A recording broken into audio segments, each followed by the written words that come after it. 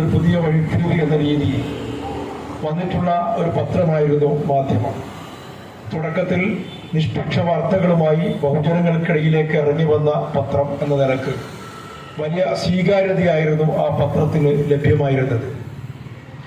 വൻകിട പത്രങ്ങളിൽ നിന്ന് വ്യത്യസ്തമായി ഒരു വിഭാഗം നടത്തുന്ന പത്രമാണ് എന്നത് അറിയാമായിരുന്നിട്ട് പോലും സാധാരണ ജനം മറ്റു പത്രങ്ങളിലെ വ്യത്യസ്തമായ ഒരു പത്രം എന്ന നിലക്ക് മാധ്യമത്തെ സ്വീകരിക്കുകയായിരുന്നു.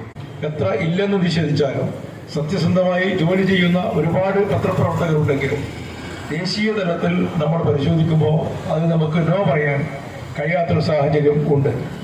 ആ ഒരു കാലഘട്ടത്തിൽ പോലും സത്യസന്ധമായി വാർത്തകൾ ജനങ്ങൾക്കിടയിലേക്ക് എത്തിക്കാൻ ഒരു കാലഘട്ടത്തിൽ മാധ്യമത്തിന് സാധിച്ചിരുന്നു എന്നത് ഒരു വസ്തുതയാണ്.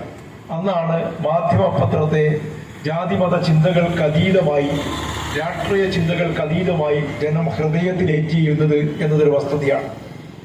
അക്കാലത്ത് വർത്തമാനകാലത്ത് ഒരു പക്ഷത്തിന്റെ മാത്രം പത്രമായി അത് അധപ്പതിപ്പിക്കുന്ന ഒരു സ്ഥിതിവിശേഷം സംജാതമായി.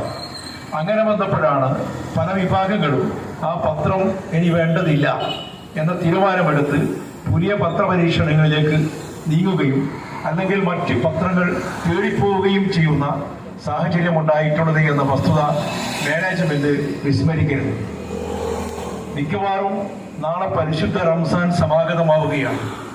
സാധാരണഗതിയിൽ സേവന രംഗത്ത് വളരെ സജീവമാകാറുള്ള ഒരു പ്രസ്ഥാനത്തിന്റെ ആളുകൾ തന്നെയാണ് ഈ പത്രസ്ഥാപനം നടത്തിക്കൊണ്ടുപോകുന്നത് എന്നത് ഏറെ ഗൗരവതരമുള്ള ഒരു വിഷയമാണ്. അതുകൊണ്ട് തന്നെ ഇത്തരം നല്ല ഒരു സമയത്ത് നല്ല ഒരു തീരുമാനമെടുക്കാൻ മാനേജ്മെന്റ് തയ്യാറാകേണ്ടതായിട്ടുണ്ട്.